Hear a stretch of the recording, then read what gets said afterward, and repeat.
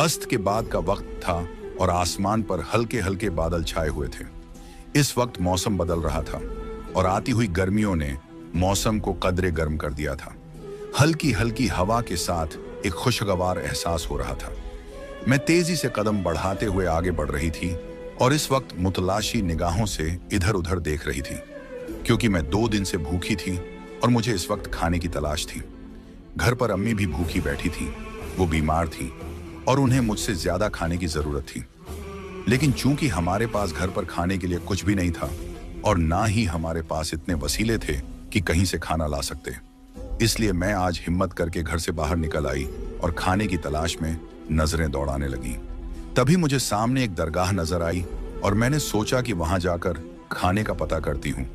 शायद अल्लाह के नाम पर कोई खाना बांट रहा हो। यह सोचकर मेरी आंखों में चमक उतर आई, क्योंकि मुझे अपने से ज्यादा अपनी अम्मी की फिक्र थी। अगर अम्मी को कुछ हो जाता तो इस भरी दुनिया में मैं अकेली क्या करती। यही सोचकर मैं दरगाह की तरफ चल पड़ी और वहां पर इधर उधर देखती हुई थोड़ा आगे बढ़ी थी कि अचानक एक नौजवान मुझसे टकरा गया।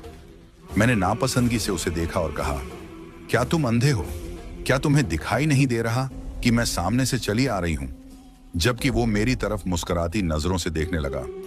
मुझे उसका इस तरह देखना अच्छा नहीं लगा था।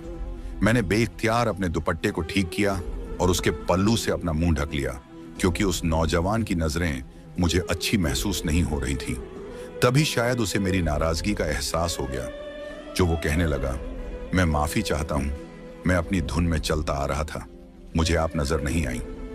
ये कहते हुए उसने शाइस्तगी से मुझसे माफी मांगी तो मैंने सिर हिला दिया और आगे बढ़ने ही वाली थी कि उसने दोबारा मुझे पुकारा और कहने लगा, मैं यहाँ लंगर बांटने आया था, ये लंगर का खाना है, क्या आप लेंगी? उसने मेरी तरफ 2 डिब्बे बढ़ाए, जिन्हें मैंने झिझकते हुए थाम लिया, क्योंकि असल मकसद तो मेरा इस दरगाह पर आने का यही था कि मुझे लंगर का खाना चाहिए था और मैं चाहती थी कि अपने और अम्मी के लिए खाना ले जाऊं। अब जब मेरी उम्मीद पूरी हो गई थी तो बेसाख्ता मैंने उसका शुक्रिया अदा किया और वो डिब्बे थाम कर फौरन दरगाह से निकल आई। अल्लाह का शुक्र है कि जल्द ही मेरी मुराद पूरी हो गई थी और मुझे खाने के लिए ज्यादा मशक्कत नहीं करनी पड़ी थी। मैं तेज तेज कदम बढ़ाती हुई वापस घर की तरफ जा रही थी, जब अचानक मुझे यूं महसूस हुआ जैसे कोई मेरे साथ चल रहा हो।